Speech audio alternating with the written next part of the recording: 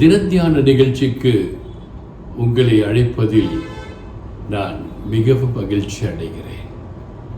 இன்று நாம் பார்க்க போகும் தேவ வசனத்தின் தலைப்பு மெய்யை நீதியை அறிந்து கொள்வீர்களே ஆனால் நீதி உங்களை இயேசுவின் பால் கொண்டு செல்லும். உலகம் உன்னை குறை சொன்னாலும், ஊரே உன்னை எதிர்த்து நின்னாலும், உனக்கு நீ உத்தமனாகவும் உன்னை படைத்தவனுக்கு உண்மையாகவும் இருந்தால் போதும், நீ மகிமையை காண்பாய். உலகமே உங்களை குறை சொல்லிட்டங்க, அவன் இயேசுவை பின்பற்றுகிறான், அவன் இயேசுவை தொழுகிறான் என்று உலகமே உங்களை குறை சொல்லட்டும். ஊரே கூட நீ கிறிஸ்தவன், உன்னை எனக்கு பிடிக்காது, உன் பிரசங்கங்கள் எனக்கு பிடிக்காது என்று நீ இருக்கின்ற ஊரே கூட உன்னை எதிர்த்து நின்றாலும் உனக்கு நீ உத்தமனாயிரு. இயேசு உனக்கு என்ன போதித்தாரோ அந்த போதனையின்படி நீயும் நானும் உத்தமனாய் இருக்க வேண்டும். உன்னை படைத்தவனுக்கு உண்மையாக இருந்தால் அது போதும். ஏனென்றால் உன்னை படைத்தவர் அவருக்கு நீ உண்மையாக இருக்கிறாய் என்று அவர் அறிந்து கொள்வார். 1 கொரிந்தியர் 15ஆம் அதிகாரம் 34ஆம் வசனத்தை பார்க்கும் பொழுது வேதம் இவ்வாறு சொல்கிறது, நீங்கள் பாவம் செய்யாமல், கண்டிஷன், நீங்க பாவம் செய்யாமல் நீதிக்கேற்ற விழித்து கொண்டு, நீதி நியாயம் நேர்மை அதுக்கு விழிச்சு கொள்ளணும். தெளிந்தவர்களாக இருங்கள், உங்கள் புத்தி தெளிந்த புத்தியாக இருக்க வேண்டும். யார் உங்களை என்ன குழப்பினாலும் குழப்பக்கூடாது. அவ்வாறு குழம்பி போயிட்டீங்கன்னா அடுத்த வசனம் சொல்லுது, சிலர் தேவனை பற்றி அறிவில்லாதிருக்கிறார்களே, உங்களுக்கு வெட்கம் உண்டாக இதை சொல்லுகிறேன் என்று பவுல் சொல்லுகிறார். நீங்க பாவம் செய்யாம நீதிக்கு விழித்து கொண்டு தெளிந்த புத்தியாயிருங்க. சிலரை பற்றி கவலைப்படாதீங்க, அவங்க தேவனை பற்றி அறிவில்லாதிருக்கிறார்கள். நீ சொல்லி இருப்பீங்க, இவர்தான் இயேசு, இவரை பற்றி கொள்ளுங்கள், உண்மையான தேவன், ஆதியிலே வார்த்தையாய் இருந்தார், மனு உருவானார், சிலுவையில் அறையப்பட்டார், உயிர்த்தி எழப்பட்டார் என்று நீங்கள் எவ்வளவுதான் சொன்னாலும் அவங்க கேட்க மாட்டாங்க. அவங்கள பற்றி வெட்கம் உண்டாக இதை சொல்லுகிறேன் என்று பவுல் சொல்லுகிறார். பவுலை விட வேறு பெரிய மனிதர்கள் இருந்ததாக நான் பார்க்கவில்லை. யூத குலத்திலே பவுல் மிகவும் பெரியவராய் கருதப்பட்டார். அவருக்கு என்று அதிகாரங்கள் இருந்தது. கிறிஸ்துவத்தை அழிக்க வேண்டும், இயேசுவின் போதனைகளை தடுத்து நிறுத்த வேண்டும், கொல்ல வேண்டும் என்ற பெரிய அதிகாரம் இருந்தது. அந்த அதிகாரம் இருந்த பவுலை ஆண்டவர் மாற்றி போட்டார். எப்பொழுது அவர் ஆண்டவரை ஏற்றுக்கொண்டாரோ அப்பொழுதே தன்னுடைய உயர்ந்த குலம், உயர்ந்த அதிகாரம் எல்லாம் தூக்கி எறியப்பட்டு சாதாரண இயேசுவின் வேலைக்காரனாய் இயேசு சொன்ன காரியங்களை அதிகமாய் செய்தவர் வேதத்திலே பவுல் அடிகளார் என்று சொல்வதில் தவறு இருக்காது என்று நான் கருதுகிறேன். 1 யோவான் 2ஆம் அதிகாரம் 29வது வசனத்தின் பிற்பதியை பார்க்கும் பொழுது, நீதி செய்கிறவன் எவனும் அவரில் பிறந்தவன் என்று அறிந்திருக்கிறீர்கள். நீங்க நீதியை செய்றீங்களா, நீங்க இவரில் பிறந்திருக்கிறீர்கள். உலகம் உங்களை பரியாசம் பண்ணும், உலகம் உங்களை கேலி கூத்து ஆக்கும், உலகம் உங்களை எள்ளி நகையாடும். ஏன்? உலகம் உங்களை வெறுத்து கூட ஒதுக்கலாம், ஊரிலிருந்து கூட வெறுத்து ஒதுக்கலாம். நீங்கள் கவலைப்படாதீங்க. ஏன்னா நீங்கள் நீதி செய்கிறவன் எவனும் அவரில் பிறந்தவர். நீங்கள் இயேசுவில் பிறந்தவராய் இருந்தால் நீங்கள் எத்தனை கஷ்டப்பட்டு துன்பப்பட்டு வேதனைப்பட்டு இயேசுவில் மரித்தால் அவர் உங்களுக்கு என்ன உயர்ந்த பதவி கொடுக்க வேண்டுமோ அதை அவர் கொடுப்பார். ஒருவேளை நீங்கள் செய்கின்ற வேலையிலே உங்களுக்கு உயர்ந்த பதவி கிடைக்காமல் போகலாம். நீங்கள் இயேசுவினோடு உண்மையாக இருப்பீர்களே ஆனால் நீங்கள் இருக்கிற சபையிலே உங்களுக்கு பொறுப்பு உயர்ந்த பதவி கொடுக்காமல் இருக்கலாம். இயேசுவை நீங்கள் போற்றி பேசுகிறீர்கள் என்கிற காரணத்தினால் கவலைப்படாதீங்க.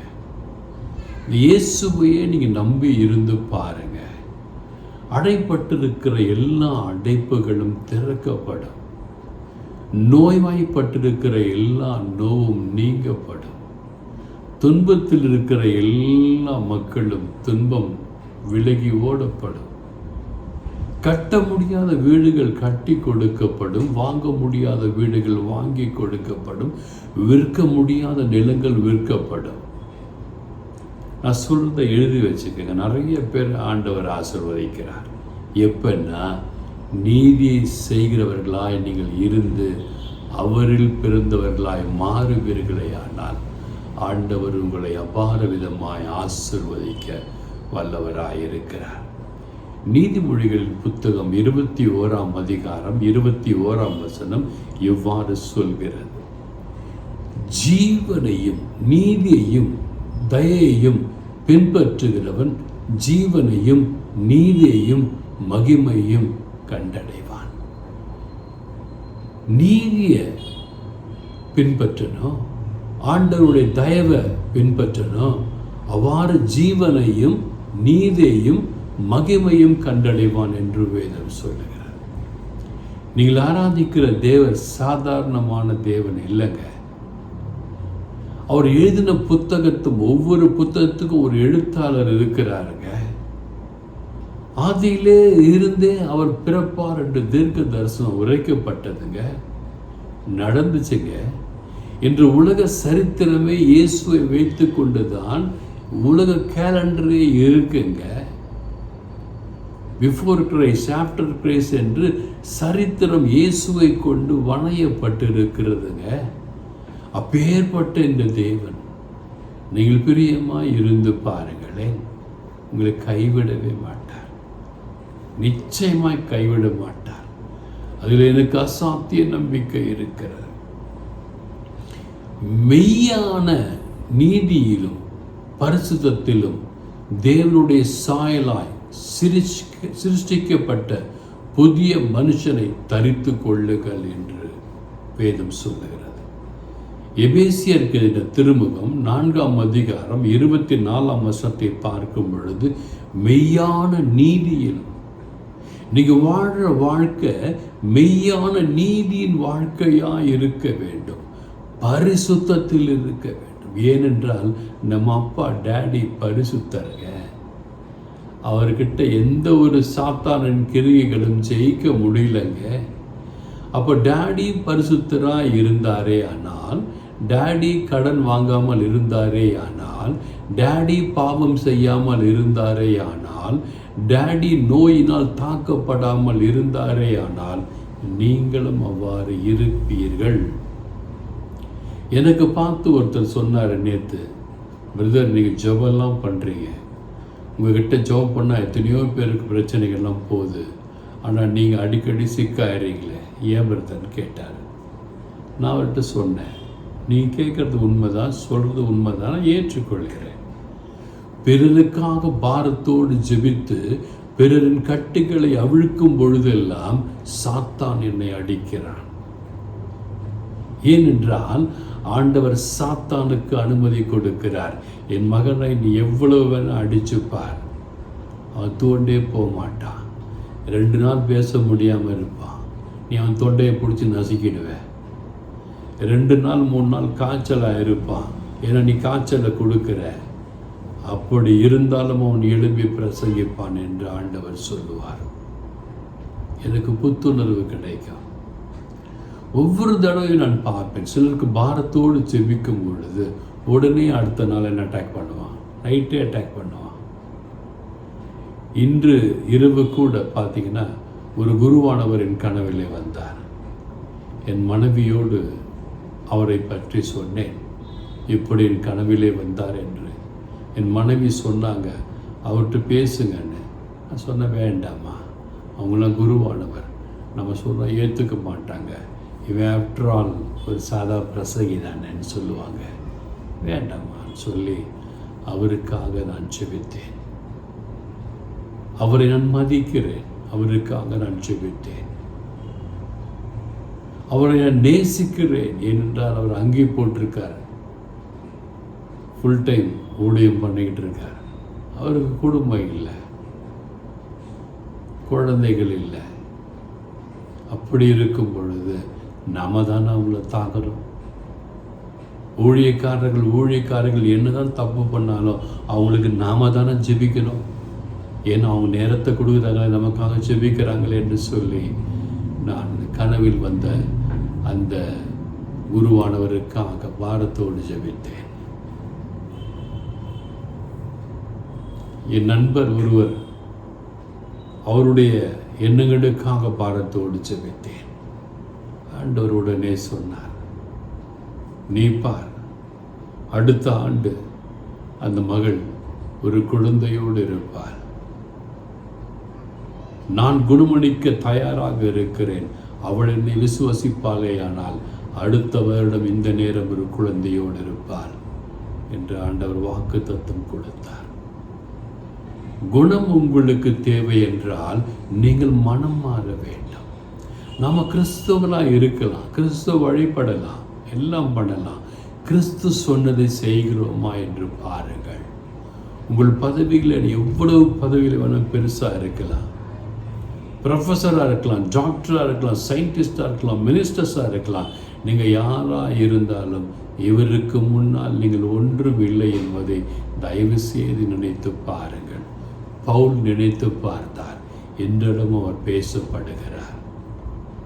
எனவே எபேசியர் 4:24 மறுபடியும் சொல்லுகிறேன், மெய்யான நீதியிலும் பரிசுத்தத்திலும் தேவனுடைய சாயலாக சிருஷ்டிக்கப்பட்ட புதிய மனுஷனை தரித்து கொள்ளுங்கள். இதுவரைக்கும் நீங்கள் எப்படி வேணா இருந்திருக்கலாம். இன்றையிலிருந்து நீங்கள் புதிய மனுஷனாய் மாற வேண்டும் என்று இயேசு விரும்புகிறார். அந்த மெய்யான தெய்வம், உண்மையான தெய்வம், பரிசுத்த தெய்வம் உங்களை பரிசுத்தராய் பார்க்க விரும்புகிறார். இன்றைக்கு சொன்ன ஒவ்வொரு வசனங்களையும் தியானித்து பாருங்களேன். உங்கள் வீட்டில் ஆசீர்வாதம் நிறைந்து ஓடும். என் வீட்டில் ஆசீர்வாதம் வழிந்து ஓடுகிறது. என் கண்ணால் நான் காண்கிறேன். என்னை எதிர்க்கிறவர்கள் காணாமல் போய்விட்டார்கள். என் கண்ணால் நான் காண்கிறேன். யார்கிட்டையுமே பேசுறதில்லை, யாரையுமே சபிக்கிறதில்லை. ஏன்னா ஊழியக்காரர்களை நீங்கள் சபித்தால் ஆண்டவர் உங்களை சபிப்பார். என்னை சபிக்கிறவங்களை பார்த்து நான் சொல்லுவேன், ஆண்டவர் அவங்க தெரியாமல் பேசுகிறாங்க, விட்டுருங்க ஆண்டவரே. என் சர்ச்சில் ஒருத்தர் பேசுகிறார், இப்போ பால் மார்ட்டின் பிரதரை கூப்பிடலாம், அவர் நல்ல பிரசங்கம் பண்ணுவார். அவர் சொல்கிறார், வேண்டாம் நானே பார்த்துக்கிறேன்.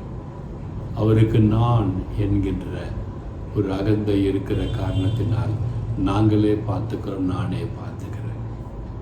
என்கிட்ட அவர் சொன்னார். நான் சொன்ன பிரதர், அவங்கெல்லாம் பெரியவங்க, நான் வேலைக்காரன், சின்ன வேலைக்காரன். அதனால் ஆண்டவர் எப்படி என்னை எடுத்து பயன்படுத்தணுமோ அப்படி பயன்படுத்துவார்.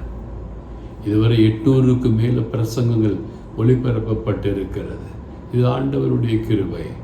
ஒன்றும் தெரியாத முட்டாளை ஆண்டவர் பயன்படுத்துகிறார், இன்னும் அதிகமாக பயன்படுத்துவார்.